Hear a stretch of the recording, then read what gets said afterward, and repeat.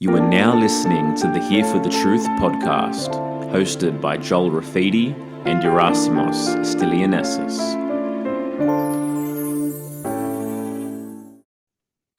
All right, everybody, welcome to episode 17 of Here for the Truth and our first ever members only episode. To our Patreon subscribers, it's great to be here with you. Today, we have a very special episode with someone who I greatly respect and admire and have looked up to for a long time. And it's a pleasure to have him here, Gavin Nascimento. I'll read you a little bit about his bio, then we'll get into it. So Gavin is a life coach, activist, writer, public speaker, and social media personality. Through his personal journey in life, along with an insatiable appetite for learning, he has developed a unique outlook and understanding of the system that we call society, how it functions, and why. Gavin believes that the problems of our world, both individually and collectively, are rooted in our ignorance. And this ignorance is deliberately perpetuated by the ruling class who profits from our exploitation and cites history and pragmatic logic as reason. Gavin believes that in absence of ignorance, however, mankind prefers peace over war, abundance to scarcity, and freedom to exploitation. Thus, the key to mankind's salvation lay in the acquisition and subsequent spread of unadulterated knowledge and verifiable truth. That's why we're here. Because a society without this as its foundation will always be relegated to some form of slavery. He also believes the only way to attain this state of being is for us to take personal responsibility for the well-being of our society. Those who are awake bear the bulk of this responsibility and must do what they can, where they are, with what they have. No one can do everything, but everyone can do something. It is this outlook, along with a genuine love for humanity and truth, that has inspired Gavin to get involved in activism, writing, video making, and public speaking. Gavin, welcome to Here for the Truth, brother. Thank you for having me, cousin. It's an honor. Likewise, man. And just reading that bio in itself has reiterated so many of the core values and the core topics that Gerasimos and I here hit on every single episode. And the way you've put that is absolutely beautiful, man. One place I'd really like to start, because it's a core thing of what this podcast is about. It's the stories behind the truth. So tell us a little bit about your personal journey, the rites of passages that you had to overcome, because I'm sure it was a lot for you to uncover the gold that lays within. And I'd love to hear a bit of that story, brother. Well, first, I appreciate the very kind words. Thank you. Give me far too much credit. But as you can imagine, like everybody, it's a lot to unpack. Yeah. In terms of your individual story. But I've just taken a very unconventional path in life. You know, people often they ask me like, what university did you attend? And what prestigious school did you study at? And the reality is I got kicked out of school. I'm a former felon. I come from a very dark past. But I'm actually proud about that. Because everything I've gained in terms of knowledge is through struggle and self-education. And I can't remember who it was precisely, and I'm just going to paraphrase him, but he said that the only true education is self-education. And I wholeheartedly agree. If you're not critically thinking and seeking an independent path beyond the echoes that surround us in society, then you aren't really an independent thinker. So being born already in Johannesburg, South Africa, in the South, that's a unique path in and of itself. And then my parents, they were kids when they had me and my sister. My mom was actually 15 when she fell pregnant. And I grew up around fucking crazy people, man. I grew up around, bikers and convicts and just those people that you're supposed to stay away from, from society's perception, right? But the perspective of these people and the reality are just totally, totally different. And this is something a lot of people don't comprehend in society is actually a very big difference between subjective perception and objective reality. They are not the same thing. We all can apprehend a fraction of a fraction of a fraction of objective truth, but no matter what, we're all limited by subjective perceptions.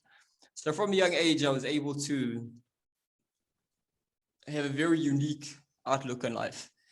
I was also very rebellious, and in my studies, at least, I've noticed that a lot of people who have had the, I suppose, privilege of questioning authority, of being skeptical and healthy in their suspicions, they've been afforded the opportunity to think a bit more independently. And I think I have a theory that that's one of the root causes at the problem of society today is a lot of people, if they were surrounded from a very young age, paternal figures, teachers, and so on and so forth, and these authorities did a stellar job where they basically gave them all the guidance they needed, all the love that they needed.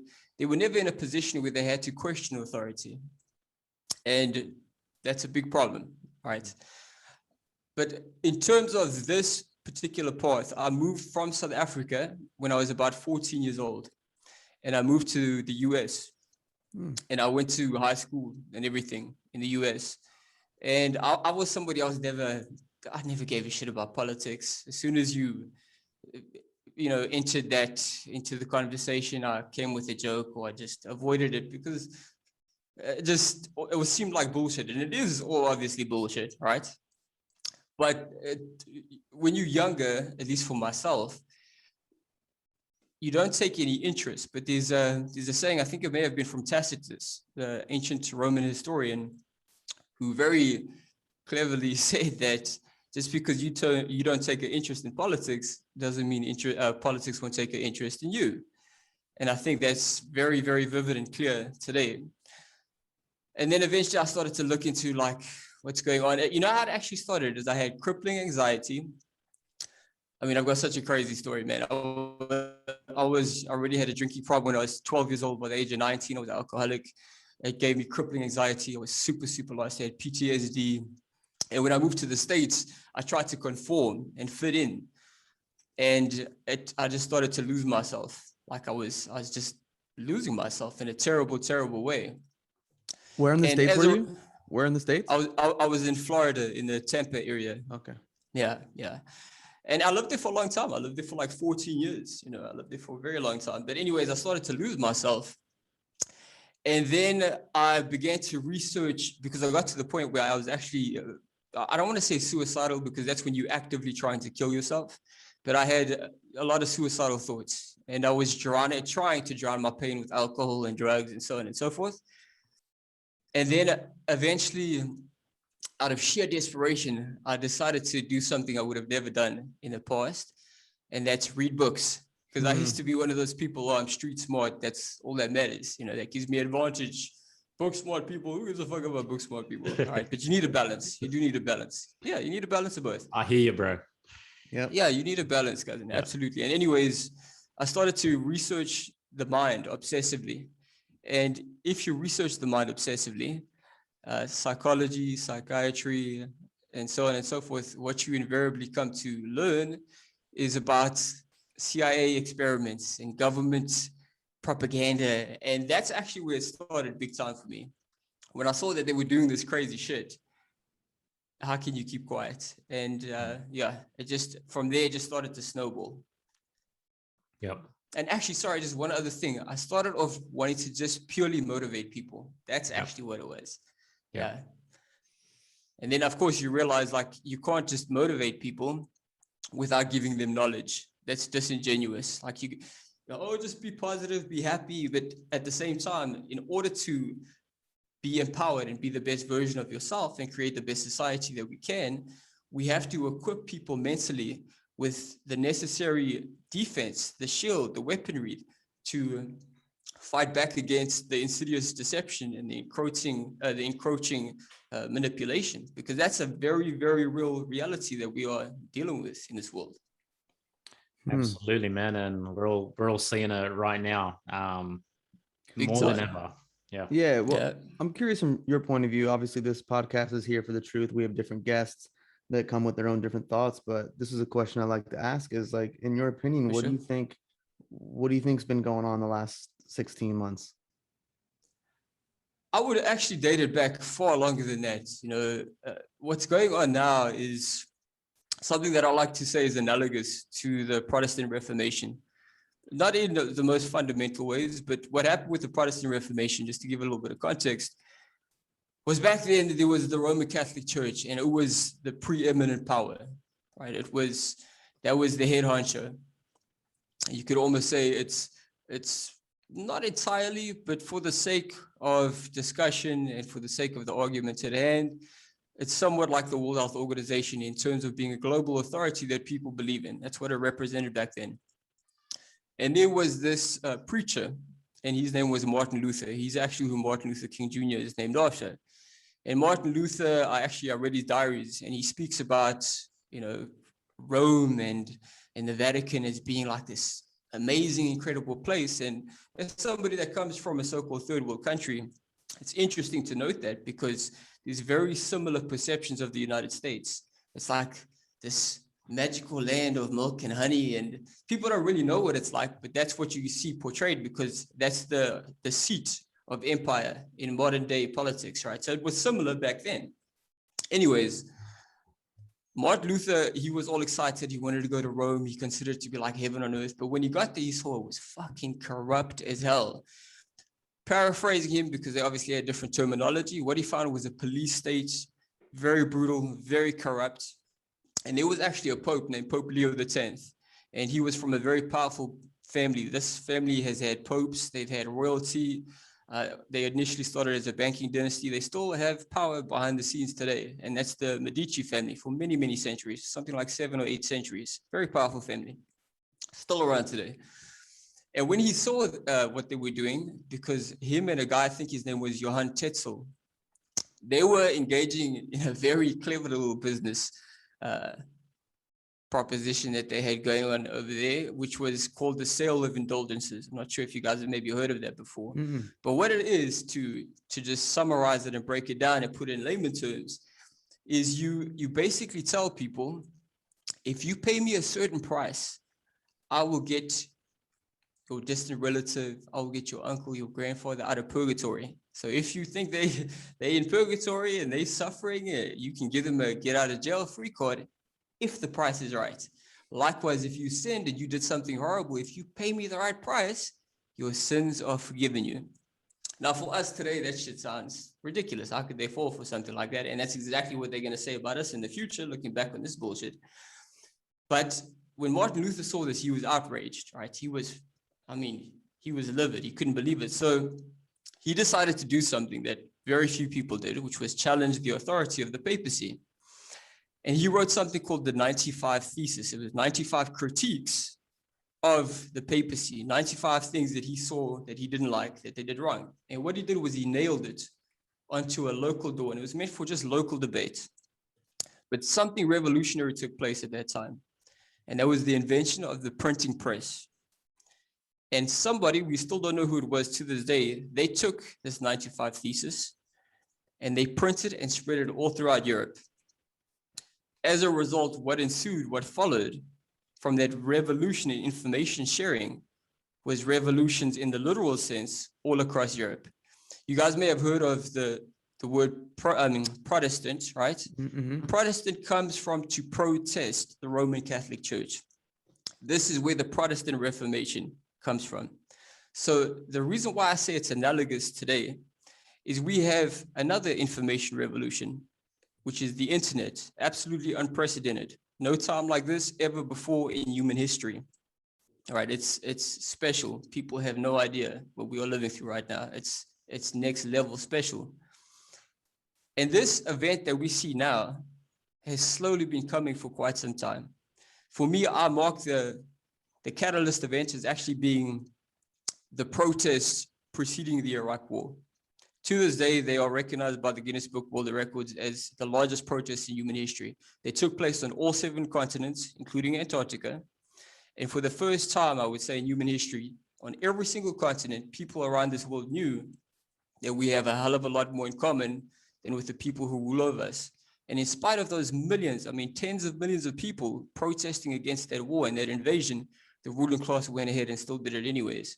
And to me, one day when the history books are written, it's going to reflect back probably on that as being one of the major events And then slowly what's taking place, and it actually hasn't been a slow process, it's been happening exponentially, is people are awakening quicker and quicker. Even this event right now, I told many people when this was going on, this shit is going to blow up in their face, because every single time that they come with these repressive actions and so on and so forth, every time they do that, then there's blowback. And then just one other thing I quickly want to mention, with the Protestant Reformation, after that took place, the Vatican created a secret society known as the Jesuits, the Society of Jesus. You may have heard of them before.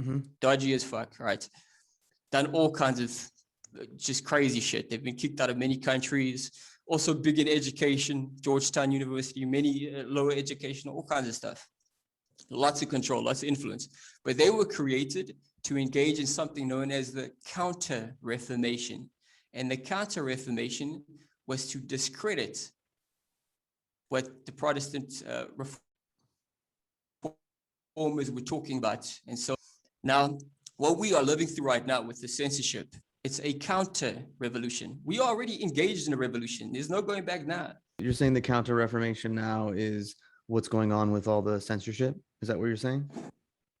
Yeah, sorry, let me put a bit more context here. This is not about a virus at all. Like it's actually been a whole year now. It was over a year ago that I uploaded a 5-hour presentation on this, where I looked through all the studies meticulously, the conflicts of interest. I mean, every facet you can think of, I explored on this particular topic.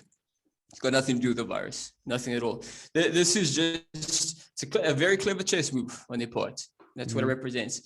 In a way, though, they are a bit slow to react. And that tells me that they're not as high and almighty as so many people tend to think. We engaged in a major psyop, and part of war ago is to present yourself or to appear as being strong when really you're weak. And I think we give them far too much credit. Definitely. I mean, from where I'm looking, it's come across as quite rushed, desperate, and sloppy at times. Desperate, big time. And to me, I'm curious, because to me it feels like that this wouldn't have been the way that they wanted to roll this out if they had all the time and all the power. So it's curious to me what the catalyst for the desperation was, right? For sure. There's a lot of things going on all at the same time. Many, I think, which are beyond our scope and our perspective. But there's so many elements to what's going on in the world, man. There's high-ranking scientists and so on and so forth, from everything from the 9/11 movement to even exposing how fraudulent all of this is, where you have actual scientists, actual doctors, actual experts, and it's just, you can't compete with billions of minds. I mean, we're not living in the dark ages anymore. They're trying this old bullshit methodology, and I don't see it working. I mean, but unfortunately, out of sheer desperation and psychopathy, they're probably going to keep on going forward. Yeah, well, I mean, I'm in Sydney, Australia right now, and we're in week 6 of another stage 4 lockdown. At the moment, you can't walk outside and exercise in more than groups of 2 for longer than an hour. Crazy. You can't be outside stationary. You have to be moving to be exercising. You can't even sit. If you do sit, there are helicopters circling Sydney with megaphones calling the police to that spot where you're sitting. Like, it is nuts. It's next level.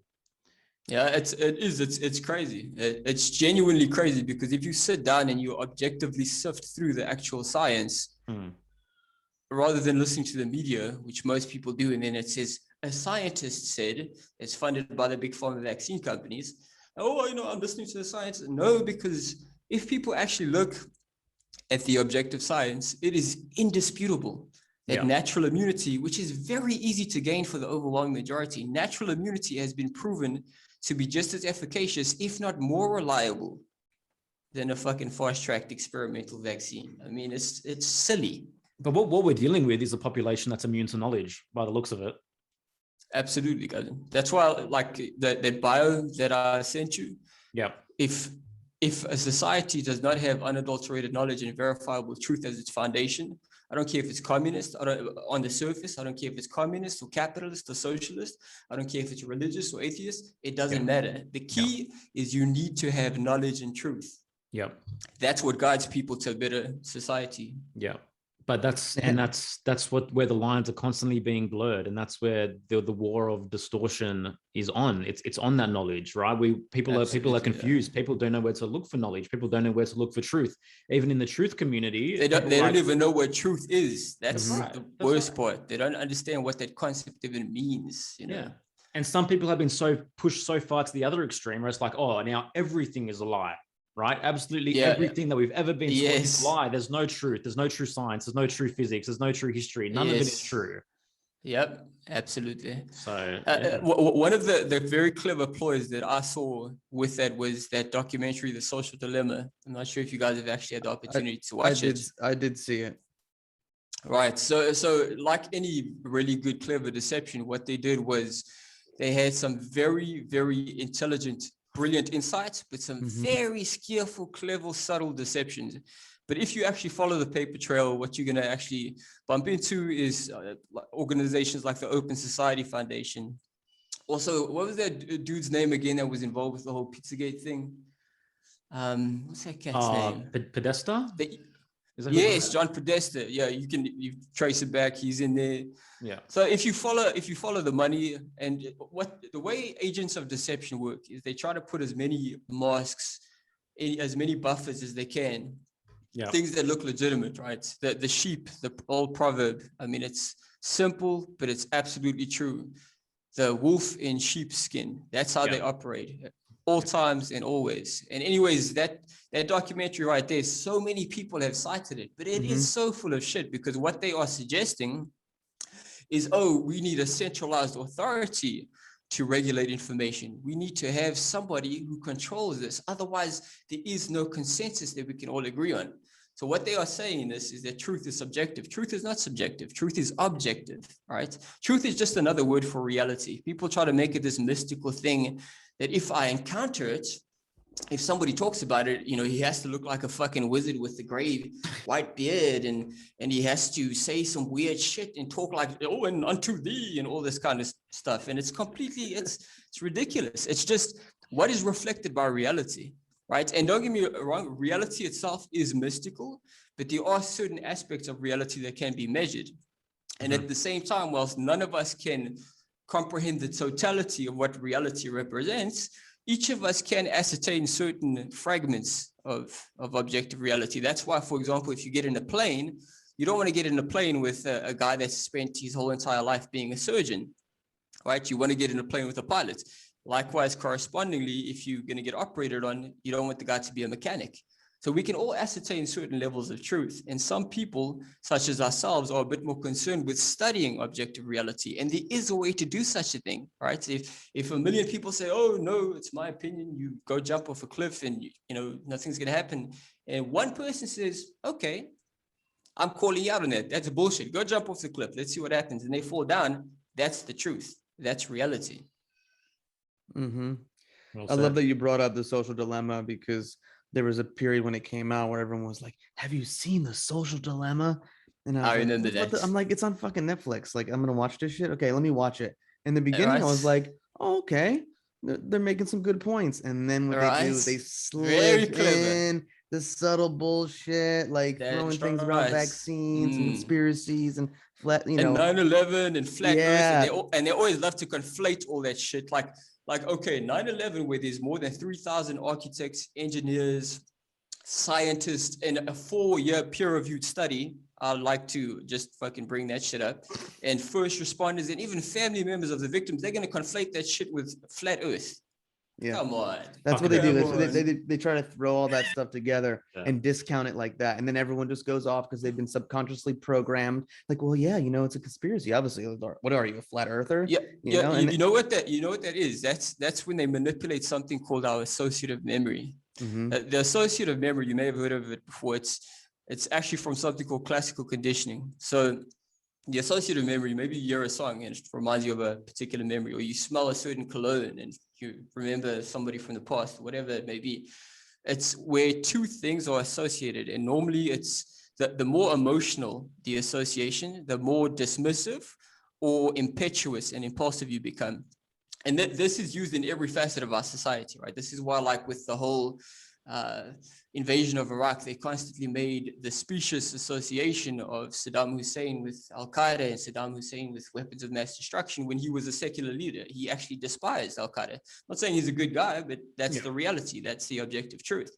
And likewise, you see it also in very simple things with corporations, right? You go to just the shop and then you see Spider-Man or Captain America or these highly evocative emotionally, causes a lot of excitement for kids. You see it on an unhealthy candy bar, right? Or you see it on GMO cereal because it creates unconscious excitement. That's the associative memory. Even, for example, when you're watching a Super Bowl ad, it's just a couple of seconds long, but in there, that's all of their tactics are geared towards the associative memory.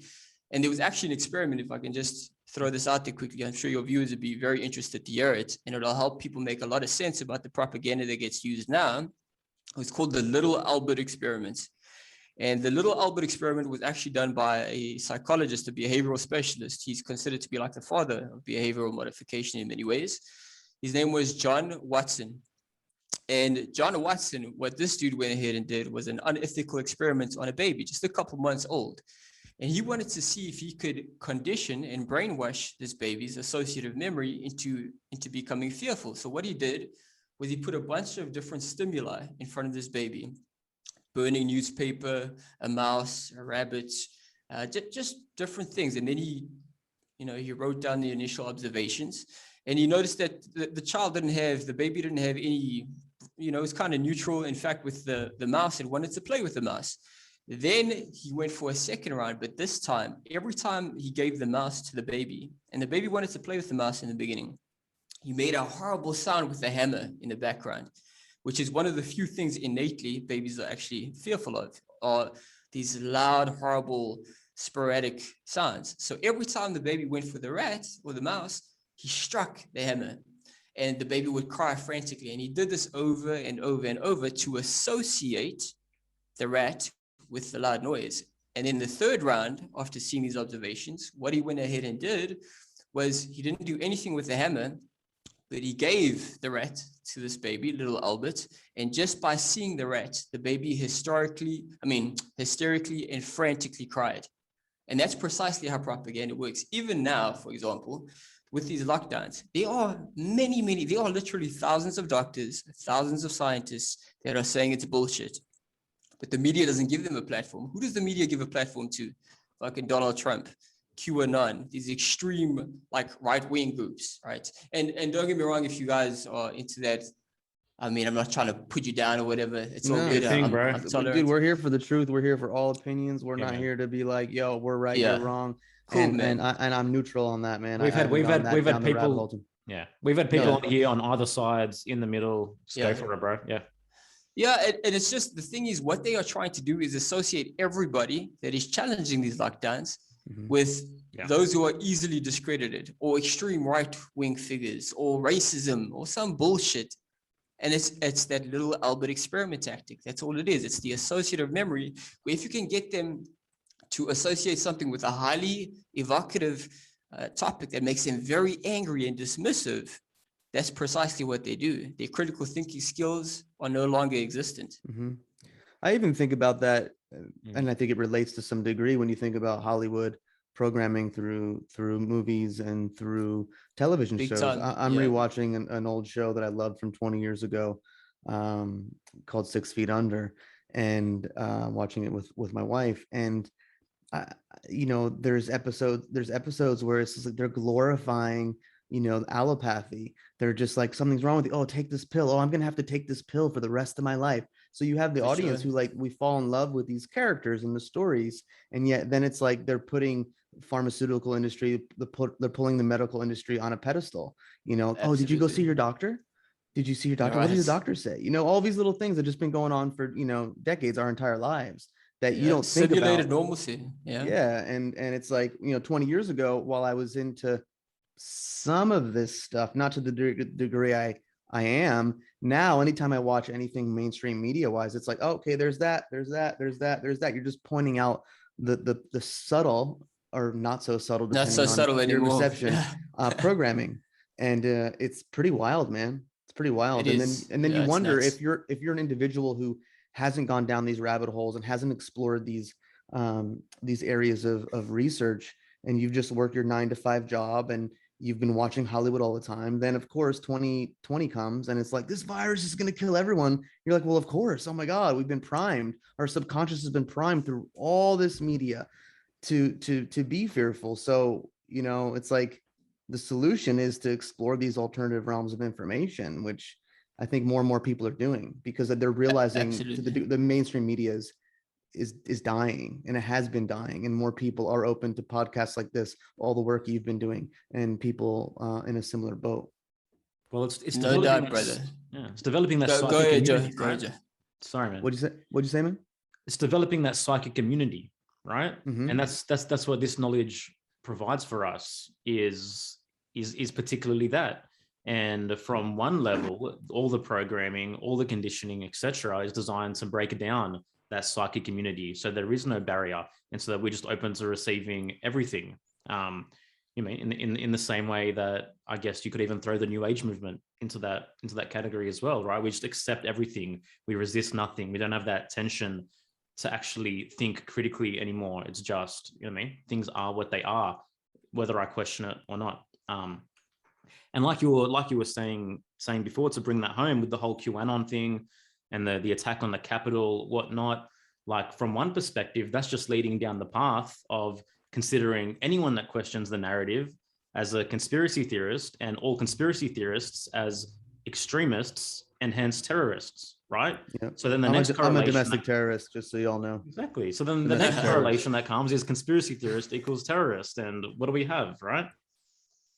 Yeah, it's an interesting time to be alive. You see, the fundamental issue as well is, I would say, for the first time in history, human history, the majority, maybe not, no, I would actually probably say it is the majority of the public are politically aware, but they are not politically awakened. And those are two very different things.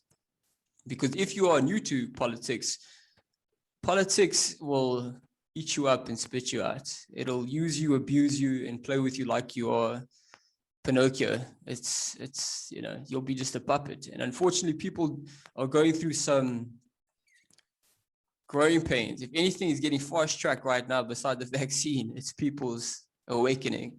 And a lot of people can't cope with that, unfortunately, man. This suicides, these drug overdoses. It's a challenging time. It's a very challenging time. At the same time, it really does feel like they amped up the show of the left to right, the red blue, right? It feels like, for sure.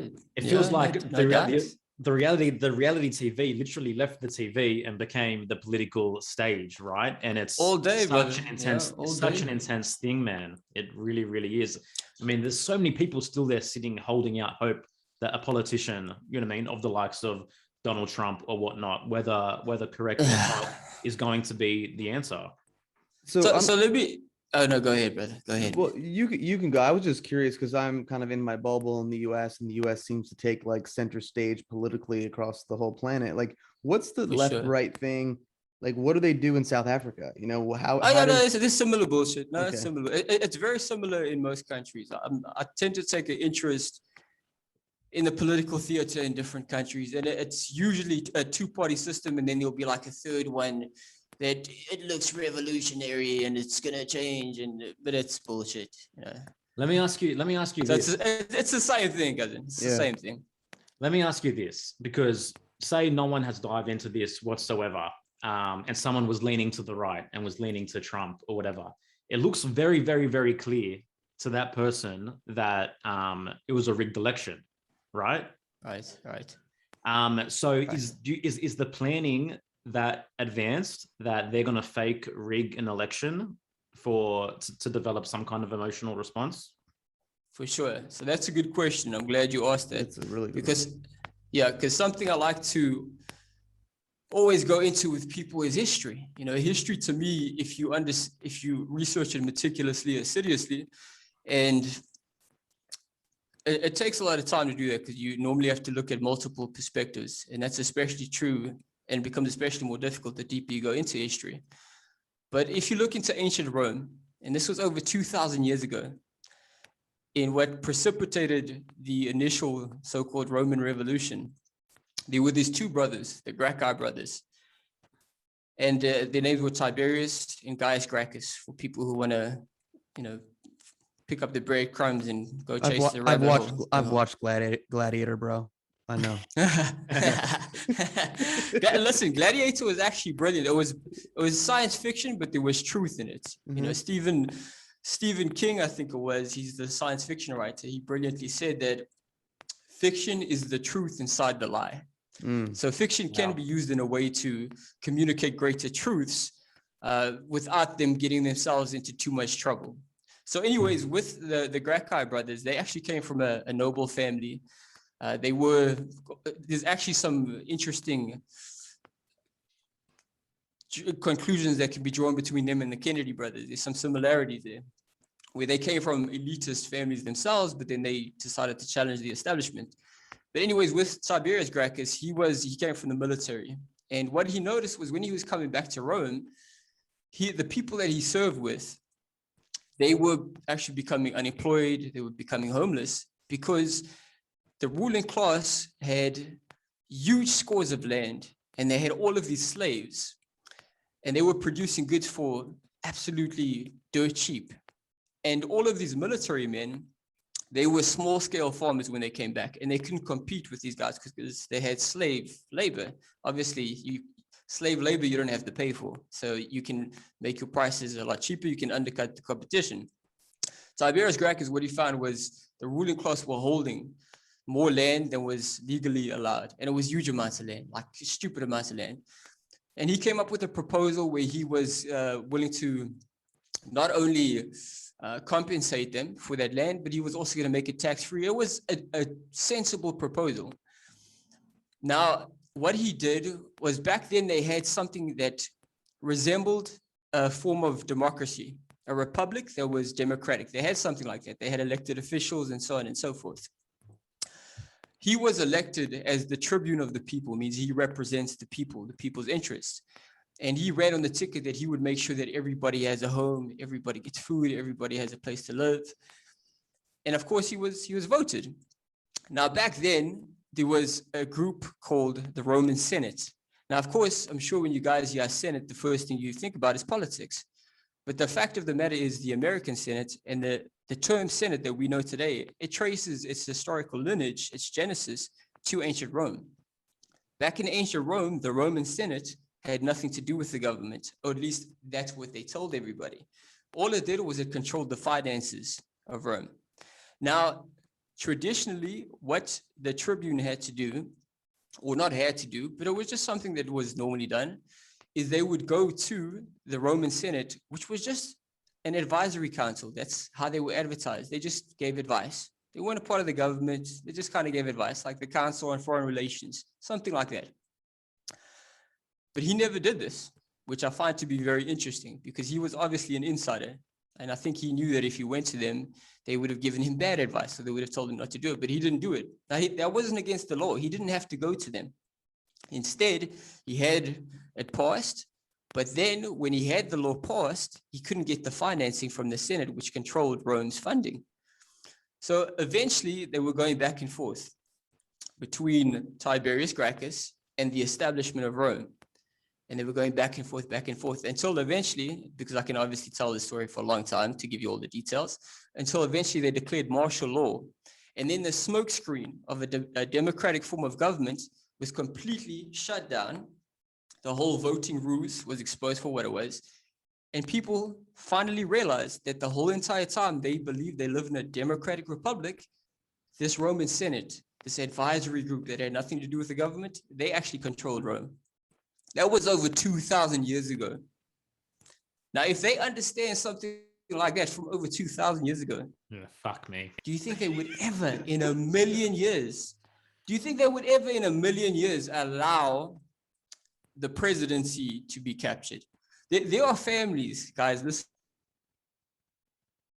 there are families that have been in power more than 1,000 years, like the Colonna or the Orsini saw, which goes back in England, which goes back to Saxe, Coburg, and Gotha before it, and then that goes to the House of Wettin. That's over 1,000 years. Do you think these people who have been in power for years are going to allow Donald Trump to come piss on their parade? Nah, it's just not going to happen, man. And then another good source to actually look into is, I'm sure you guys have heard of Professor Carol Quigley. At some point. He's one of those researchers, like, you know, it's like because he did something that helped to illuminate the way that the ruling class operates in an unprecedented way. In his book, Tragedy and Hope, it was either Tragedy and Hope. No, it was Tragedy and Hope, or the Anglo-American Establishment. It was so long ago that I read this. I think it was Tragedy and Hope, in which he meticulously details, and he was a very dry historian. I mean, he was the teacher to the former President Bill Clinton, and he did it in a very objective way. I mean, his book is very difficult to read because he's an historian. He's an academic. It's like 1,000 pages long. It's crazy. But in there, he documents how they themselves had written. And when I say they, I'm talking about the bankers, the international bankers, you know, JP Morgan, Rothschilds, Rockefellers. These interests had made it a habit where they would control both sides of the political party. And this has been a recurring theme. You know, I remember, for example, with George W. Bush and John Forbes Kerry from the opium smuggling Forbes family, smuggling massive amounts of opium. That's how they made their name. They both came from Skull and Bones, you know. It's a recurring theme. It's like George Carlin said, it's one big club and you ain't in it. That's it, brother. So the whole like Trump upset over Hillary Clinton, you think that was staged, like that was a plan? It wasn't an upset. It was presidents are selected, not elected, kind of thing. So I remember the climate very well. At the time, the alternative media, because I mean, I've been working, you know, within the alternative media for fucking a long time, man, over 10 years. And watching all of this stuff unfold has been very interesting. Because the alternative media, I was looking at the polls. The polls were showing that people weren't trusting establishment media anymore. This was pre-Trump. Trump coming, oh, fake news, this, fake. Long before Trump came along, the hardworking people behind the scenes in the alternative media who were not getting a paycheck to bullshit, they, through their hard work of exposing the system, through the internet, again, through free-flowing information, because this was pre-censorship, at least this level. There was censorship back then, I encountered it, but not this level. Pre-Trump, pre that era, there was already a huge effort underway where people were becoming aware that the whole establishment is bullshit. Trump came along, and then moving forward, they associated the alternative media with Donald Trump. And the big issue with Trump is the guy, you know what, he drops some truth bombs, but then he says some stupid bullshit as well. And that's a wonderful way to undermine sensible debate. Because then, okay, you've got this circus show. Instead of going to the architects and engineers for 9/11 truth, let's see what Donald Trump is tweeting. Instead of going to the more than 40,000 doctors and scientists that are saying that the lockdowns are bullshit, let's go listen to what Donald Trump is saying. And then everybody gets associated with it. I cannot tell you how many times I've been accused of being like a Trump supporter. But then beyond that, let's just establish it, drop some objective truth bombs, right? Because people are like, oh, you know, he's fighting the system. So let's just explore that very quickly, and then we'll move forward. Sure. First of all, Donald Trump was instrumental in fast-tracking a vaccine. He appointed, the dude that he appointed to head it was from GlaxoSmithKline. GlaxoSmithKline is one of the most corrupt corporations in the world. Unethical experiments, bribing doctors, scientists, I mean, just all kinds of fucked up shit. He also claimed when he was running on for president, just like all of them do, he made all these bullshit claims that he was going to reinvestigate 9/11. He was going to go after the Saudis. He ended up doing a massive business deal with the Saudis, didn't do shit about 9/11.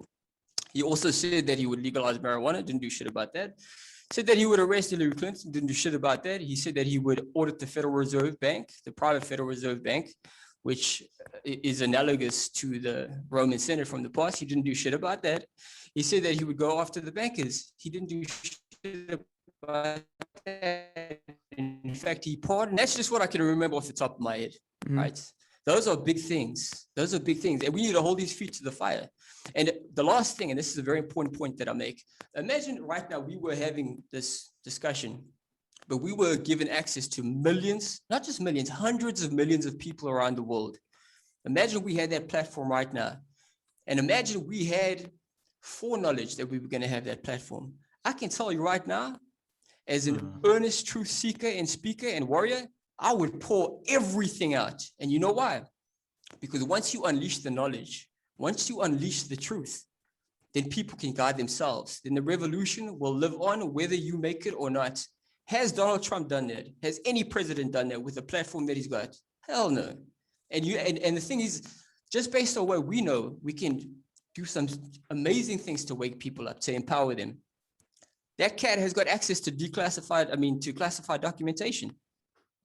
I mean, it's comical. It's ridiculous in my mind, based on everything that I know, that this dude is, he's fighting for the system. He's fighting with the aliens too, whatever he's doing. It's bullshit, man. Man, I'd love to have David Whitehead and Gavin on together and have this debate. That would be fucking amazing. Is he a Trump fan? Let's rock and roll, brother. Well, look, the thing is, I don't know. He's got some views. You can check out the episode, and he makes some very valid points. He makes some very valid points, which makes a lot of sense. And he's someone that's personally gone through all the drops, et cetera, as many have, and have put some things together. But this just shows more clearly than ever the levels of confusion that can be dropped upon society. I just don't trust these fuckers, dude. Yeah, exactly. These fuckers. And you're right, guys. But now remember what I'm saying. Truth is reflected by reality, right? Yeah. They one and the same thing. Is it aligned with reality when I say that Donald Trump claimed he would investigate 9/11, but he didn't do it? That's aligned with reality, right? So it's the truth. Is it aligned with reality that Donald Trump said he would audit the Federal Reserve and he didn't do it? That's also aligned with the truth. Is it aligned with reality and therefore the truth that he said he would prosecute Hillary Clinton and put her in jail? Yes, it is, and he didn't do that. So these things are aligned with reality. You know what I mean? And just objectively, if this person had the interest of the people, you're right. Of course, you're in this position. Wouldn't you just fucking drop everything? Wouldn't you just dig? Wouldn't you just? Can you imagine? Can you imagine you had his platform? I would. You know what? All you do is you sit down there, and this cat also has access to information that we have no clue about. Right? This is just the stuff that we know about. He has access to shit that we have no clue about. Now imagine you could get the best advisors, you could get all these different individuals, aggregate that knowledge, come up with something really skilled. You could even drop billions of dollars because he's rich to create a Hollywood movie. You could do all kinds of things to reach people in an unprecedented way. But has he done that? No, he's a showman. That's what he is. The dude. This is what I tell people about actors, right? Good actors go into Hollywood, but the best actors go into politics. That's it. And Barack Obama before him, and Barack Obama before him was the same shit. Yeah. Same shit. Yeah, it's the same stuff, man. And people just never learn. And I'm shocked with Joe Biden. I mean, I'm still trying to figure out that chess move because he's just a fucking clown. That dude is he's something else. What was the thing I sent you, Joel, the other day where he was like 700 billion, 500 million, trillion, 300 million. I'm like, that dude, what the fuck? Yeah, but you see, what is the chess move? What do you think is the chess move? What it could potentially be, right, is I see a lot of people around the world right now where they're calling for the fall of America, the fall of capitalism and all that bullshit. Not realizing that agents of deception, man, they don't give a shit about your ideology. They don't care about the constructs that you believe in because they create these constructs. So the American empire as a concept, it will fall. And the reason why I'm talking about this is because a tactic that, and this is based on my own interpretations and my own experiences, a tactic that has been commonly used in so-called third world countries is you put just ridiculous leaders in place. People that people know overwhelmingly is so corrupt that they become a very easy individual to blame. Oh, this, shit's falling apart because look at our politics. Look at this clown that's in power. it is possible that he will be the beginning of the proverbial end for the American empire in its sense. But it's not going to be any major changes because, like I said, you've got families that have literally been in power for over 1,000 years. Some of them claim to have, like the Orsini, they claim that they date all the way back to ancient Rome and the emperors. I don't know if that's true or not. That's what they claim. You have these families in power and they don't care. Sure, you get public awareness and opinion to be against the United States. Okay, we'll have that fall as a construct. We'll just come up with another one. That's all it is. So that's purely speculation. I don't know. I'm still trying to figure it out. But Joe Biden's he's a clown. Anybody can see he's a clown. Stevie Wonder can see he's a fucking clown. You know what I'm saying? He could hear he's a clown. That's for sure. Apparently Stevie can see. Dude. Apparently Stevie Wonder can see. Is that the biggest psyop? Is that the psyop right there, dude? That'd be wild if you can. Real quickly, I don't know why I just feel like bringing this up. We're talking about politics. We're talking about Hollywood. So Mel Gibson supposedly making some movie on the Rothschilds that I keep hearing. Have you heard anything about that? Have you heard that? No, actually, I haven't. No, I haven't. But look, I'm also somebody, I don't really watch much TV. I do try. Obviously, you got to keep a pulse on things to some extent, right? Sometimes you got to watch these things just to know what kind of bullshit they're cooking up and stuff. That's interesting, though. I'll give it a watch. I mean, I don't know when it's coming out, but in the alternative world, I'd heard he was making a movie about something. They were saying because also like he's a fan of Trump and et cetera, et cetera. So he's got one coming out on child sex trafficking with the other outspoken actor who was the actor for Passion of the Christ. Jim Caviezel. Yeah. Caviezel. Is that's a Mel Gibson movie? It's a Mel Gibson movie. Oh, I don't know. The Passion of Christ, as far as I know, it is. Yeah.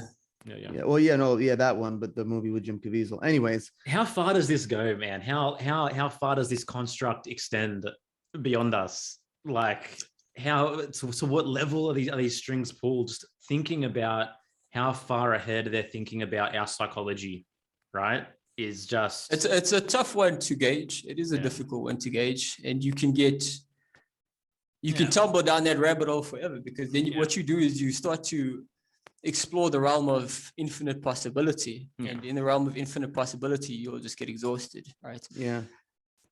So it's a tricky one. Based on that, because we can sit here and we can talk about all this stuff and what's happening and go down the rabbit holes. Though, what is the solution? Like for each individual person, what do you think needs to be done for more awakening? Because you said something before that I really liked, where you talked shit about politics. And one of the first things that really woke you up was psychology. And something that I say often, teachers of mine have said, is like the answer isn't in politics. The answer is in psychology. It's in self-knowledge. It's understanding yourself on the deepest levels. Absolutely. Because these social engineers, these architects of control, they know us better than we know ourselves. So we have to fight fire with fire in that sense. Yeah, what you hit the nail on the head, brother. That's precisely what it is. We need self-knowledge. The thing is, once you actually gain a rudimentary and an introductory understanding, you don't have to be like like I said, I got kicked out of high school. If I can learn about this shit, anybody can learn about this shit. It's not rocket science. It's just about putting in the time, the energy, and the effort. And then when you learn the fundamentals, because that's all it takes, you just learn some fundamentals that they use, and you learn a bit of history, and you see the patterns, and you see the tactics that they use against us. Once that happens, you have now armed yourself to protect yourself. And then these things no longer work on you. Right. So I wholeheartedly agree. A good place for people to start, anybody that may be listening now and they just feel overwhelmed by all of this shit. And I'm sure I can completely empathize with that. I've had the privilege and the good fortune of becoming disillusioned over a very long period of time. A lot of people right now, they're being slapped very hard with a lot of information. And for anybody, that's a lot to digest. But I would say for people, a good place to start is just by researching neuroscience, how your own brain works. Classical conditioning as well is a good one. And actually a brilliant book, possibly the best book that has, at least that I know of, that's been written in modern times of how the ruling class operates and the tactics of propagandists is Edward Bernays. He wrote a book called Propaganda. And the reason why he was very frank in naming the book Propaganda is because back then it wasn't considered like a dirty word. It wasn't Yeah, and he's a good guy to look into. He's got another book too. I think it may have been Crystallizing Public Opinion. I can't actually remember, Well, but he's a good guy to look into. Yeah. Well, I love that you said that, because while you're in the middle of giving your recommendations, one of the documentaries that I refer to people, especially people who are more visual, is The Century of Self by Adam Curtis. Absolutely. Which goes into Bernays. That's actually what put me onto Edward Bernays, was that documentary. And I feel like it's a good bridge. You know, you're not going to be like, hey, go research about the Illuminati and all these books. And it's just like, here, you know, this is it was on the BBC. Yeah, like the BBC created it, whatever, 16, 17 years ago. And I thought it's intelligently made. It's what, 4 50-minute episodes, something like that. Very well made. It's amazing how many people do not know who he is. Yeah. You bring up his name and they're like, who's that? Yeah, and just to put it into context for anybody that's listening now, Edward Bernays was named one of the 100 most influential Americans of the 20th century. Okay, now bear in mind, on that list, Al Capone didn't make that list, Michael Jordan didn't make that list, and not one single president made that list, but he made that list. Yeah. Okay, that puts into perspective how influential that dude is. And I can go through the list of, he has literally pioneered the tactics of propaganda. He's known as the father of public relations. He's the nephew of Sigmund Freud, the father of psychoanalysis. Yeah, and he's done so much crazy shit that still goes on today. Like, he pioneered front groups for corporations to use. CIA does the same shit. He also manipulating the associative memory. He did the same thing. He got women to smoke cigarettes. It's just crazy stuff. There's a quote. Oh, you have a quote by him? Which one? Do we have the same one? Which is the conscious and intelligent manipulation? That one? No. Oh, you can read your quote. I'll read this one. I love this quote from Bernays that I've shared so often. But the conscious and intelligent manipulation of the organized habits and opinions of the masses is an important element in democratic society. Those who manipulate this unseen mechanism of society constitute an invisible government, which is the true ruling power of our country. We are governed, our minds are molded, our tastes formed, our ideas suggested, largely by men we have never heard of. Anyways, it keeps going on and on and on, but that's just a quote that I really like. And that's from the book Propaganda, man. People need to read that book. Yeah, and then another good book that's a short read from the late 1800s. Was it The Psychology of the Crowd by Gustave Le Bon, which goes into Gustave Le Bon and he actually influenced Edward Bernays. That was Gustave Le Bon and Wilfred Trotter. They were big influences on Edward Bernays. Yeah. Wow. Knowledge is power, my man. Critical thinking is power, though. That's for sure. Absolutely. Yeah, absolutely. There's no substitute. I tell people there's fucking no substitute for critical thinking, man. You can have all the knowledge in the world. Doesn't mean shit if you can't think for yourself. Yeah. Are you familiar with the work of Michael Tessarian, Gavin? I am familiar. I haven't heard from him in a long time. I think he actually follows me on Twitter. Cool. Yeah, I haven't heard from him in a long time. His platform's called Unslaved now. All his work is locked behind this platform. That's actually how Yerasimos and I met. Yerasimos was a guest on his podcast, and I was listening to it. Awesome, man. And then I reached out. Then we started this podcast. Then we both ended up on Michael's podcast together. What, 2 weeks ago? Awesome, it was pretty cool.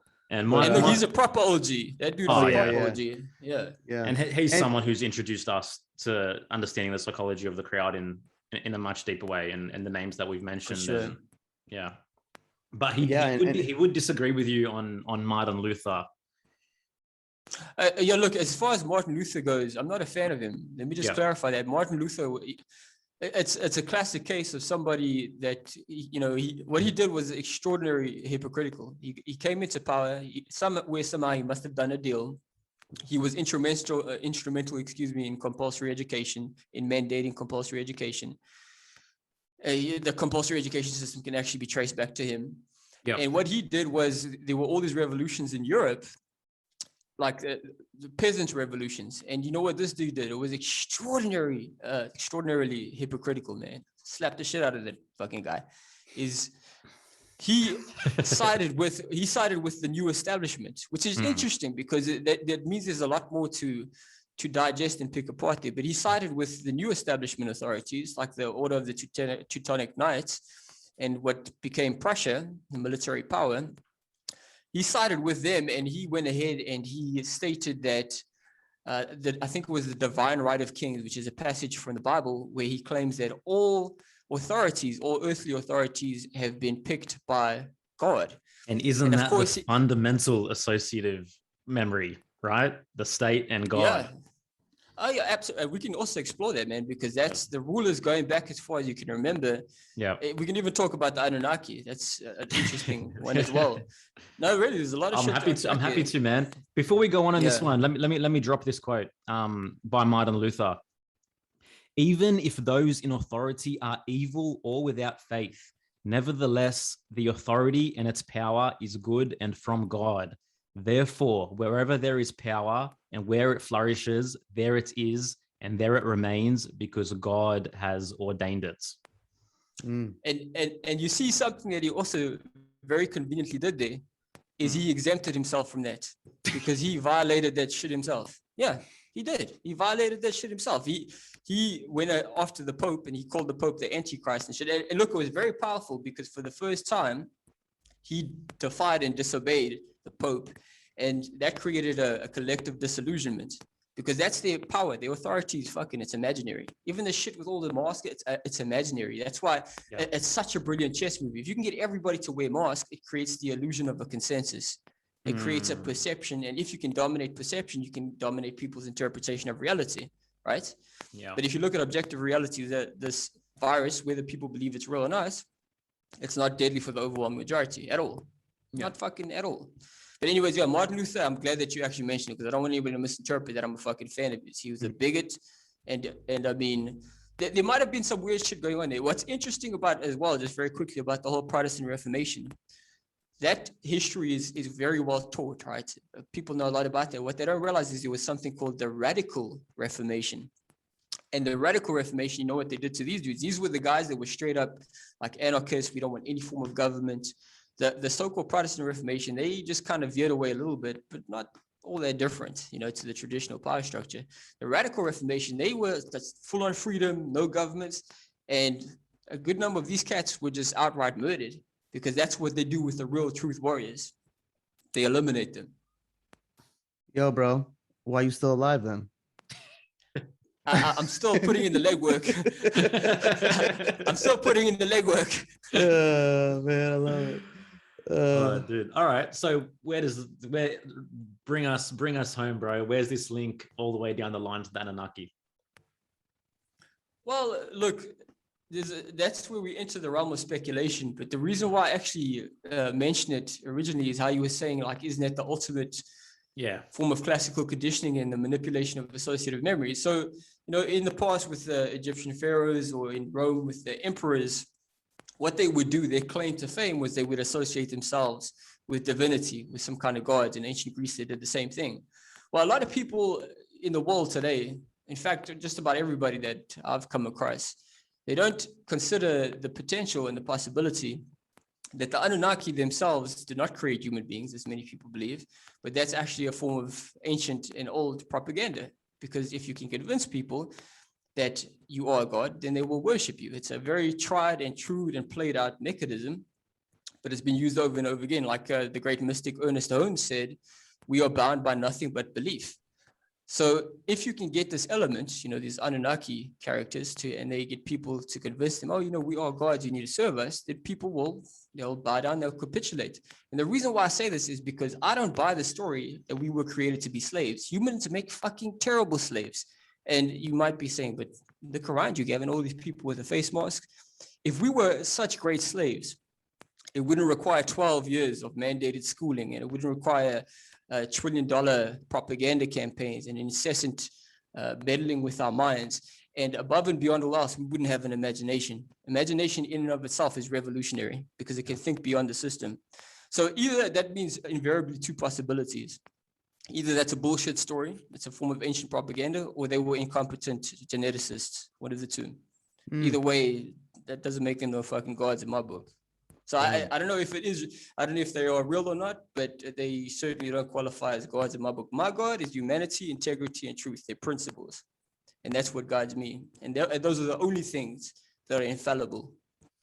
Well, there's no denying that there's a natural cosmic order to things, right? Like if anyone really is to observe reality and understand what the great Hermetic axiom, as above, so below, as within, so without, is really pointing at, and this continually unfolding process that is human, that is spirit, that is God through us, then I don't believe that either. Yeah, no, I just don't buy it, cousin. And don't get me wrong, I'm aware of my ignorance of the little teeny bit that I think I know, but it just doesn't make logical sense. You know, it just does not make logical sense. So do you believe in aliens? Well, it depends on how you define aliens, but I definitely believe they are possibly both. Is there a galactic federation? It's interesting you mentioned that. There was a hacker named Gary McKinnon. He actually hacked into, I think it was NASA's computers, and they did try to pursue him. They tried to get him to come to the US to prosecute him, and he claims that there is. He claims when he looked into the information, they have entire spaceship fleets that are named after, just like we would name vessels and so on and so forth. He also claimed there was an entire department dedicated to photoshopping UFOs out of images. And it was a very quiet story. They didn't pay much attention to it. So it always goes on my radar. And then there's other interesting stories like Phil Schneider, the guy about the underground bunkers, and how he suicided himself. His friend also suicided himself, and he specifically said he would never commit suicide. He claimed there's all kinds of different alien species already on Earth. So I think it's objectively speaking, if it is true that there are, they say there's hundreds of billions of Earth-like planets in our galaxy alone, and then based on what they claim, there's allegedly 2 trillion with a T, trillion galaxies in the known universe. That's unquantifiable. And to imagine that there's not some other species there that has already mapped out the entire universe, galaxies, and so on and so forth, and probably come here and colonize this place. And what's going on in this place is probably going on in multiple planets. It's a logical possibility to consider. So cool to think about. Yeah, I just love thinking about it. Look, I think that we're going to get a lot of answers in our lifetime. Yeah. But whatever's going on right now in our world, I can tell you I don't want to say I can tell you, but I suspect, and I confidently suspect that it's coming from the highest levels. Gotcha. And the highest level may not be earthly authority. Mm-hmm. Yeah, that's my suspicion. So do you think this is like a counter to a greater natural disclosure that is happening?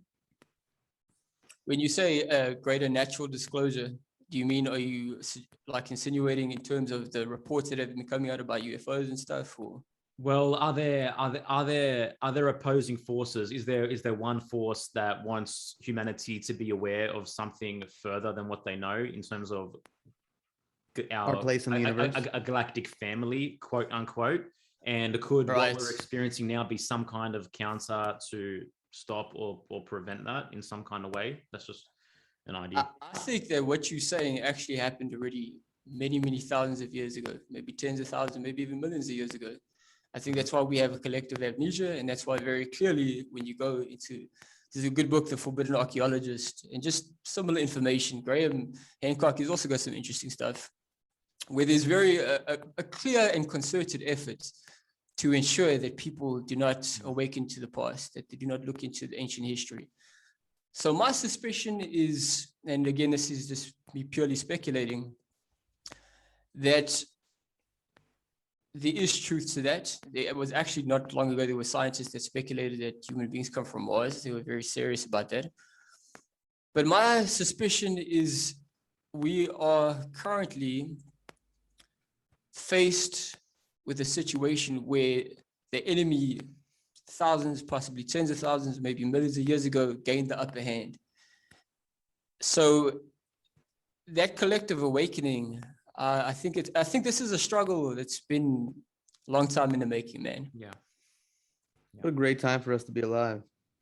Yeah. It is. It's a privilege, and it's so interesting to consider why, is it chance, is it choice, is it fate? Like, why are we here specifically now? But whatever the reason may be, we are here, and whether we go down swinging or we wave that flag triumphantly, anybody needs to stand the fuck up and fight back. Yeah. What you're doing a lot of speculation, which I appreciate. What do you speculate is going to happen in the next 2 to 3 years? very difficult to say, but I think the push towards transhumanism is going to become clearer.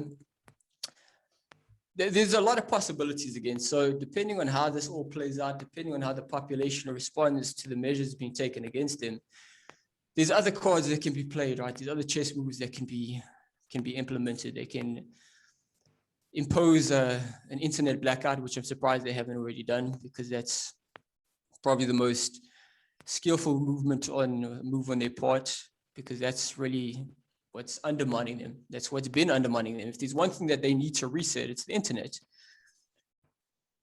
There could also be some massive civil war, as predicted in the Social Dilemma film, because that'll also justify rolling back on the internet. There could be an unprecedented false flag, some kind of an alien invasion, real or simulated. Mm-hmm. There's a lot of possibilities, but I think in the next 3 years, we're already living through some crazy shit now, but I think it's going to get crazier. Isn't the reality that we're currently living through a depopulation event? It's taking place right here, right now, in the form of this vaccine. Well, look, with our immune systems being completely shot from this constant mask wearing. So the thing is, with that, we can speculate, but what is indisputable in reference to depopulation is currently around 8% of the world's population, which is 500 million people, around the UN's university. So it's a mainstream source. They claim that 8% of the world's population, roughly 500 million people, are being pushed into poverty.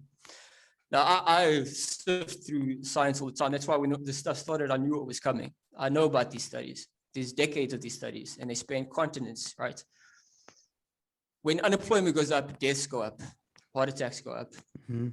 Every disease you can think of goes up. When stress is accentuated, premature death from all causes goes up. Social anxiety, all of it, deaths go up. An additional 130 million people are also starving to death. And this was just a report that came out in 2020. So in that way, and that's the World Food Program that said that, in that way, we have mainstream sources talking about 130 million people, at least, starving to death. So that is depopulation, because it's unnecessary, right? Mm-hmm.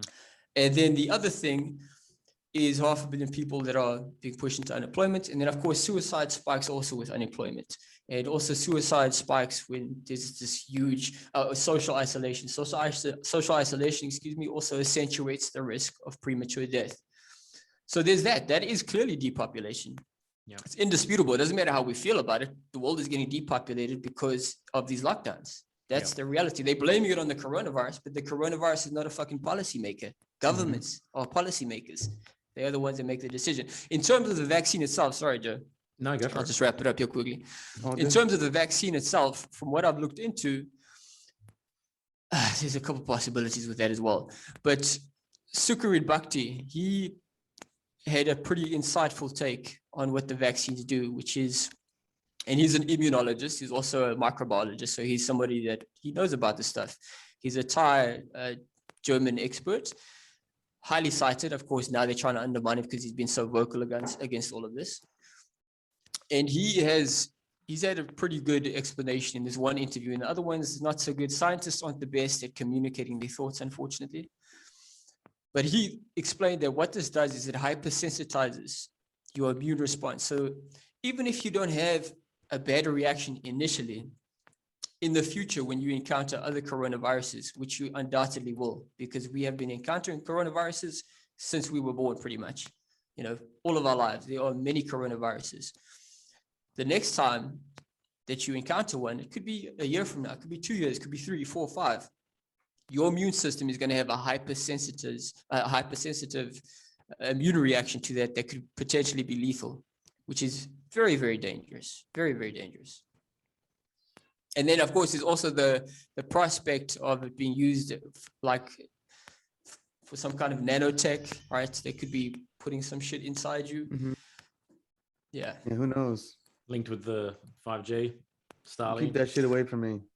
That's all I'm saying. Look, it's very eerie how it has very much coincided with the release of 5G, all of this. Oh, absolutely. I mean, I've said this before, but I think for anyone with discerning eyes, the slow but not so slow tiptoe, but not so tiptoe towards transhumanism is quite obvious. Oh, absolutely, Gavin. Absolutely. And at this point, it's so obsessive and rabid and uncompromising, this push. Yeah. I just don't see how people can't be just a little fucking suspicious. I mean, damn, you know. Yeah. Well, let's get into that. I mean, convenience is the killer, right? Comfort is the killer, and that's all they've been conditioned to want and care about. It's the removal of responsibility. It's the disintegration of the self, of the individual. So however easier life can be for me, I'm going to take it. You know what I mean? If you're going to give me a donut for a vaccine, then fine, I'll take the donut. Yeah, Homer Simpson style. It beats questioning every belief that has been handed to me or that I've absorbed into my consciousness from day one of birth. They're like, nah, thinking, self-knowledge, challenging my beliefs. Nah, fuck that shit. Give me a donut. Right. I'm good. Give me donuts and free beer and fucking concert tickets and enter me into the lottery. I mean, it's so silly, the shit. Well, look, one of the saddest things in all of this that I've as well seen is where you see certain individuals that you would never think they would fall for this kind of shit, fall for it. Oh, yeah. And even celebrities who seem like pretty fucking cool people are just, you know, being a fucking mindless echo in all of this. Like, for example, I saw, let's say, The Rock. The Rock is an extremely fit individual. He doesn't have to fucking promote vaccines. That's highly irresponsible. Yeah. But I believe unless they got some dirt on him. Look, and that's also very possible.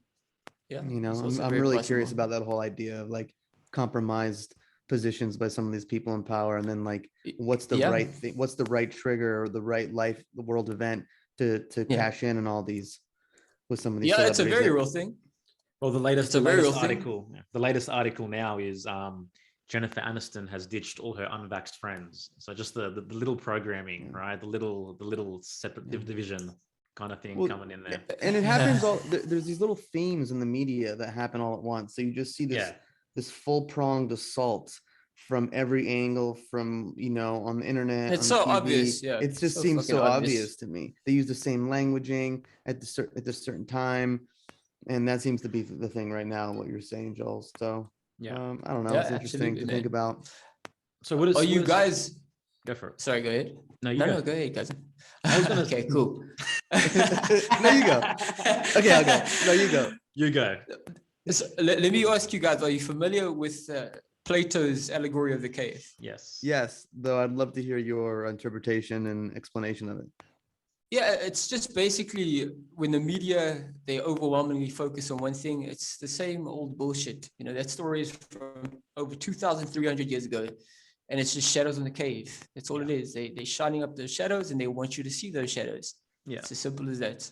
What I understand is, how are people still paying attention to the media? How are still people giving any worth to anything that will go on Netflix? How are people still being gaslighted by this mechanism, this organization that has lied to them over and over and over again?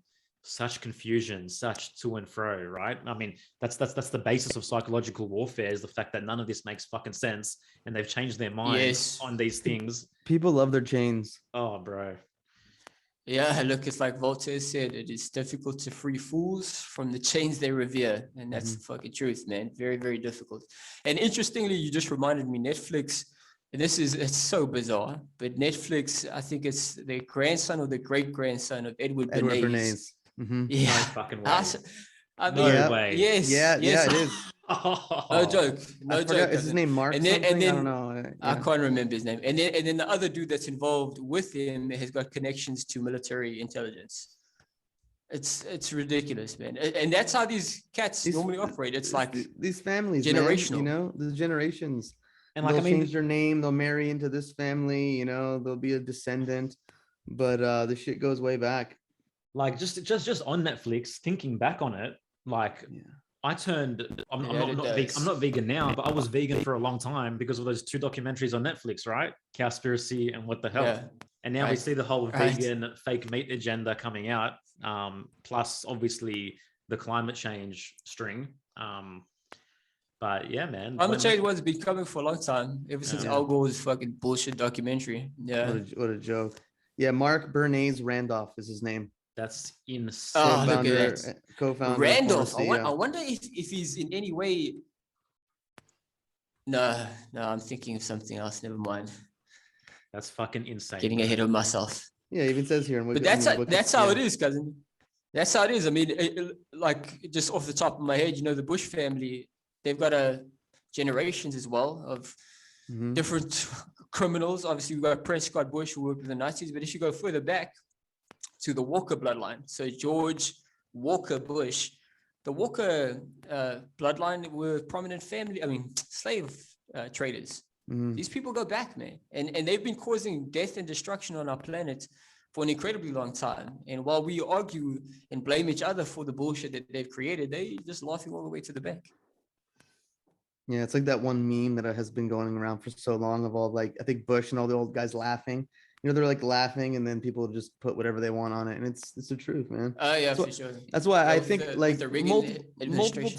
multiple times a month, I think, man, I wish George Carlin was alive during this whole thing, man. I just love to hear what he has to say.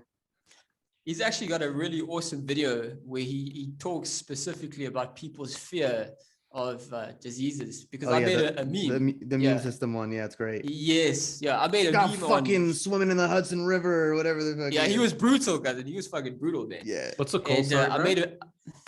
Sorry. What's that one called? The George Carlin? I mean, just do Google, like search online for George Carlin germs or something, and yeah. And if you can't find it, I'll send it to you. But you should be able to find it. The dude who has, I think he like does those comic drawings, where they draw while the guy talks and stuff. He made one specifically on that as well. Like, I've noticed whoever that individual is, he's slowly trying to wake people up, but in an innocuous way, in a kind of gentle. I think he just got without getting shut down. That guy. Oh, he did? No, really? Yeah, he did. Yeah, it happens, brother. Man, on that note, I've got this quote here. I wonder if you can tell me who it's by. The greatest threat to mankind and all of life on this beautiful planet is not climate change, overpopulation, terrorism, racism, resource scarcity, or some deadly disease. No, the greatest threat to mankind is the same today as it was over 1,000 years ago. We are ruled by parasitical psychopaths who plunge us into war, manipulate us against each other, and flood our minds with fear, hate, bigotry, and ignorance with every chance that they get. By the 21st century philosopher Gavin Nascimento. Oh. It's insane, bro. It's insane to think how far back these people have been pulling the strings, and they're really just the same people. Yeah, look, the allegory of the cave is also something that I like to mention to people. It's a really good starter point. Also, ancient Rome is a very good case study, because what people don't realize is back then, if we were alive to back then, let's say, right, we're having this conversation, what was being advertised by the propagandists, which represented the media, or the architecture, which was also a form of propaganda back then, what was being held up to people is that they lived in a democratic republic. They believed that.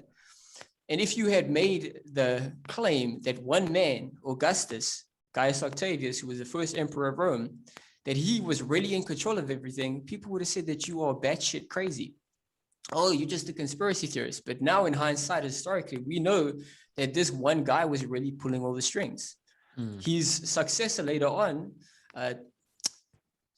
who was it, Caligula, or no, Tiberius, before Caligula. Tiberius, he didn't even live in Rome. He lived on an island in the middle of nowhere, and he was the emperor. He controlled the place. So when we say stuff like this today, people think it's nonsensical, it's bullshit, it's ridiculous. But that's why history is so important, because it allows you to align yourself with objective reality beyond public speculation, beyond subjective opinions, beyond things that can easily be manipulated when people have no knowledge of the past. Yeah. Absolutely, man. And one thing that I'm noticing, I'm not putting everyone in the same boat, but with some sections of the quote unquote truth community, is that, they disdain history now also, because it's like, on what level have we been lied to? Like where do we go to look for actual history now? What element of our history is still very, authentic? very difficult. Yeah. That's where the work lies too. That's very difficult. It's the sermon, bro. You gotta put a lot of legwork in. And it is about discernment. That's a big one. Yes. And the thing is that the methodology, see, that's what is so important for people to understand. The methodology of the ruling class, it hasn't fundamentally changed over the ages. They remix it. That's all they do. You know, like I made that meme about, for example, with the so-called Bolshevik revolution or the communist revolution. And, you know, they had this huge Cold War scare, the Red Scare. And what they did with this was they used it as justification to spike taxes, to get people to pay higher taxes, to finance defense, also pass new restrictive laws to censor freedom of speech, to target certain groups, not just so-called communists, but also anarchists and anybody you wanted to lay blame on. And Emma Goldman, for example, she was a famous anarchist. They deported her.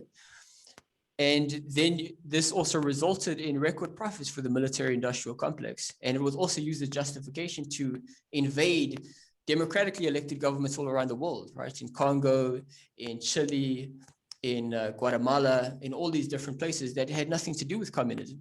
Well, in hindsight, we now know from Professor Anthony Sutton, brilliant researcher. If there's one person I tell people to look into, it's always Anthony Sutton's work. Absolutely brilliant, meticulous, great researcher, verified information, not just speculation and bullshit. He wrote a book called Wall Street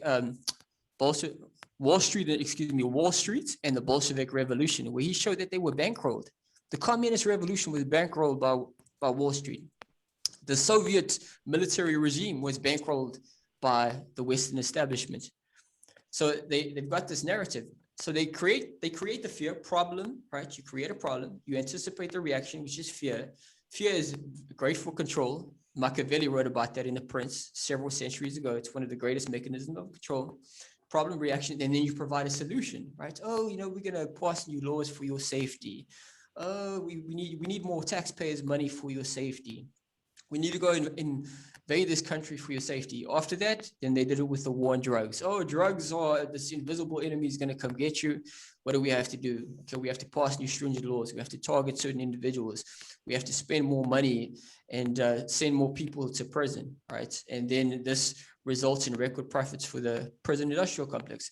Then they do the same thing with the war on terrorism. And you've got the 9/11 event. Well, a 4-year peer-reviewed study shows that from Professor Halsey at Alaska University, shows the official story is absolutely impossible. And the architects and engineers movement, they have showed it's fucking bullshit. It's absolutely bullshit. In addition to that, then also you have the FBI creating fake terror plots, as documented by Trevor Aronson in his book, The Terror Factory, where over 95% of so-called terrorist plots are actually concocted, created, and they are fake from the FBI. So when you see this repeated theme, you see problem, reaction, solution, problem, reaction, solution. Now with this COVID-19 bullshit, you look at the lockdown, the study that kickstarted all of this came from Imperial College London. Imperial College London is a big pharma vaccine partner. So they have huge conflicts of interest. They also have a history of terrible predictions. The guy who led the study, Professor Neil Ferguson, this motherfucker, he's a past paid consultant of GlaxoSmithKline, the leading vaccine producer in the world, and Hoffman La Roche. Imperial College London also, I think it's 2 or 3 of their past presidents come directly from the big pharma vaccine industry. That same month they produced those results, they got over $90 million from the Gates Foundation. And then since that time, because this study was never published in the Science Journal, it was never fucking peer reviewed, but it's known that this was the study that kickstarted lockdowns all around the world. Since that time, independent researchers and other scientists have tried to replicate the findings, and they said, and I quote, "It is impossible to do. It is impossible to do." That's the shit that led us into this. And now when you look at the actual objective statistics I don't know about all the countries, but this I looked at just the other day, in the US and Italy, and I would imagine it's similar in different parts of the world. In these countries, 95% of deaths are in people over the age of 65. Less than 1% are in people under the age of 29. I mean, not mentioning that kind of shit is highly deceptive. It's highly surreptitious. If you look at Worldometer, which is trusted for their statistical analysis all over the world, including Johns Hopkins University gets the statistics from them. Over the past year, more than 99% of people who have been infected have been in, I quote, in mild condition. And studies repeatedly show that natural immunity has between, I think it's 80-something% to 100% reliability. that, and the World Health Organization, they documented that shit themselves in June in their own publication. So you see the same pattern, the same shit being used. In ancient Rome, it was the barbarians. Oh, the barbarians are scary. Oh, we need more of your taxpayer money. We need to defend you. It's the same shit over and over and over. So when you learn about it, it becomes a lot easier to see through the bullshit. Yeah. It's a loop, bro. That's different context. Just as remixing time goes That's on, all and it as is, technology marches forward. Just remixing it, brother. And each establishment, what they'll do is they'll expose how backwards the corruption of the previous establishment. So then the people of this current generation think they're so sophisticated and fucking woke and all that shit. But it's the same old bullshit. Yeah. That's the other thing too, with this whole thing. We think, oh man, how can everyone just fall for this? But people think they're so woke or too smart to be fooled. Absolutely. That's what it comes down to. I can never be fooled. I'm so smart. I have all these devices. But who are you educated by? Yeah, exactly. Yeah, absolutely. And you see, that's the other thing, the foundation of all, knowledge and awareness, and I'm paraphrasing somebody else that may have been attributed to Confucius or even Socrates. The foundation of all understanding, awareness, and knowledge is the awareness and realization of your own ignorance. All of us are ignorant. It is inescapable because what reality represents is it's impossible to digest all of that. And like we were saying now, we don't know how many dimensions there are. We don't know how many galaxies there are. We don't know how many planets there are. What we know is a fraction of a fraction of a fraction of a fraction. It's very, very, very small. It's so humbling. And I always come back to that when people feel like they're so sure of themselves. And yes, I can be self-righteous at times and think that I have the answers, but it's like, man, there's so much fucking history and time and things. And you're going to sit here, you've been on this planet for however long in this period, and you're going to sit here and be like, oh yeah, that's fucking bullshit. That's bullshit. You're crazy. Like what? Like how many millions of years? Like what is the history of this planet? Who was here? What galaxies, what spaceships landed here? If they did, like just to be open to that possibility is so humbling, man. It's like I'm in awe. So like it's awesome to think about that. Like it's absolutely awesome. And I think that's the driving force driving force of why we do what we do, and we do it to certain levels. And even this conversation, this is humbling and proving my ignorance, because there's things and rabbit holes that you've gone down and things that you said I was like, oh, I haven't read that book, I haven't gone through that line of research. And so I'm open to that. I love that, man. I love when I connect with people and they're just dropping some wisdom and knowledge. I'm like, man, that's dope. And see, that's a beautiful thing, because that right there is the mentality we need to collectively develop. Because when we exchange knowledge and when we exchange ideas, we enrich ourselves, right? Like you don't lose anything by entertaining or learning something from somebody else. But when you engage in debate, you don't gain anything. The only thing you lose is your peace. You don't gain anything. You know what I mean? And let me not say debate, let me rather say argument, because you can have a civil debate, but when you have these rabid debates and it becomes a screaming match, nothing is developed from that, right? So there's no value. Yeah, there's no value. I think one of the biggest things that troubles me, and fortunately I've undertaken a very unique path that has allowed me to just put that shit so far from my sight, it's practically non-existent, but is tribalism in its various forms. And tribalism manifests in many ways. It can be, it's your sense of identity, right? Oh, I'm this religion, I'm atheist, I'm this political party, I'm a capitalist, I'm this skin color. For me, the most important thing is that we have an uncompromising commitment to the principles of humanity, to the principles of integrity, to the principles of truth, which is normally why people follow their political party or their religion. They believe those things represent those principles, but those principles are not in need of a mask. Only deception needs a mask. Those principles are self-evident. And if you allow that to guide you, it becomes so much easier. The world is far less complicated to understand and to interpret, because then you realize, wow, you get good and bad in everything. There's some good people and there's some bad people. And what I need to do is try my very best to strive to be a decent human being, right? I need to strive to find the truth, because if my mission is to ascertain and pursue the truth, then even if I'm wrong, and the other person is so quote unquote right, the truth is still established. So my mission is accomplished. I don't think anything more needs to be said on this podcast on that. Thank you so much, brother, for coming on for real. It's a pleasure to meet you. Man. Obviously, I've heard your name before in this alternative research truth movement, and it's great to have you on. And just I'm honored, man. I feel I'm like so sorry about the beginning, by the way. Fuck, man. Nah, I don't be thought sorry at all, I was, man. I was thinking, fuck, man. I actually swapped rooms. I took the table out the one room and shit. It's all good, man. It all I'm worked so out. glad things worked out and we were Yeah, able to have this for sure. conversation because I am personally enhanced by it, and as I'm sure we same. all are. Me know? too, Same brother. here. Yeah. Good Same vibes, here. man. Yeah, no, Yeah, me for too, sure. man. For sure, brother. What are you doing at the moment? Yeah. Yeah. Anything you wanna Talk tell our about? listeners, plug your platforms, any programs, coaching? Yeah, look, I've been doing life coaching for a long time. I've only got a handful of people, so it's not like I'm this highly sought after life coach, right? But I've got a handful of people that I work with, and I am open to that, but I have limited availability. Right now, I'm trying to plug as well my Patreon and my Subscribe Star. Yep. I'm trying to push that because we have to develop some independence. I'm a little bit upset with myself because I did see this shit coming, and of course, it's very human of us to have this vulnerability of this normalcy bias. It'll come and whatever, I'll deal with it when it comes. And then when it comes, you get slapped on your ass and you're like, damn it, why? Yeah. So there's basically that. It's difficult to find time, but there are many other things I'm in the process of doing. I'm still writing a book.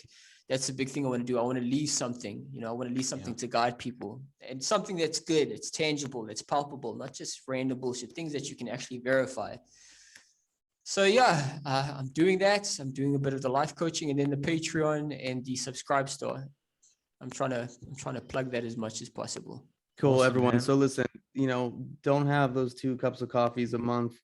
Hook up our boy Gavin here with his Patreon. Come on our Patreon, get a wealth of knowledge and information, and just $1 a month. Yeah, that's it. Just $1 a month. I mean, come on, you can fucking spare $1 a month. I mean, come on, right? Right, exactly. And listen though, at the same time, and it's because you get people very skeptical, and they're like, "Oh, this guy wants fucking money." People have a strong aversion to that, even though they give shitloads of money to the criminal fucking governments around the world.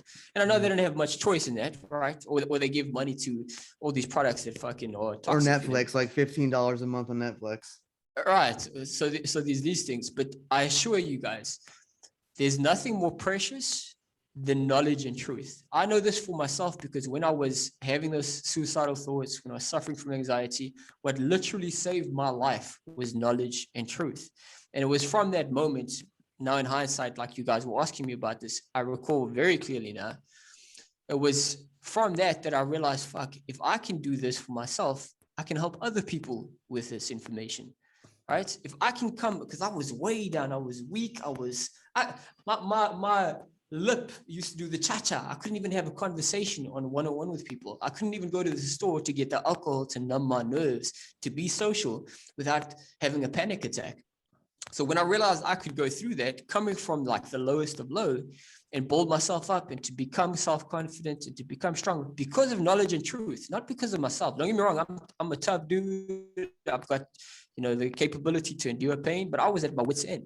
The knowledge and truth was capable of saving me. And it's a duty of all of us to find a way to preserve and amplify the knowledge and truth that we want to see proliferated in this world. Because by default, if we don't, the propagandists and the people that mean to do harm, they are going to put terrible things out in this world, things that are meant to enslave, things that are meant to exploit.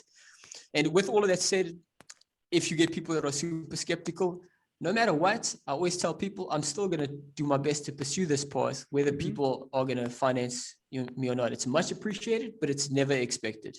Of course. It's time, bro. The winds are changing. You deserve it. Everyone out there that is on this path and pursuing this path of authenticity, of truth, of trying to enhance that in our world and to share that. I really feel that this is our time, because Babylon is falling, bro. It's crumbling around us, and people are looking now. And as soon as this podcast ends, bro, I'll be subscribing to your Patreon. I guarantee you that. Thank you, my brother. You're a good man. Oh, what a legend. Cool. Cool, man. All right, guys. We'll leave all Gavin's links in the show notes here, so you can be directed to where he is online. Thank you for listening. Thank you for being here, Gavin, brother. Absolute pleasure, and we'd love to do this again down the line, man. Definitely. For sure. Me too, cousin. Much love. All right, yeah, guys, man. Thanks a lot, brother. Cool, Bye. man. Thanks. Cool. Smoking mirrors, I'm seeing through the illusion. Waking up in a time they think you're in a delusion. Somebody set the alarms, cause they be too busy snoozing. I'm in a DeLorean.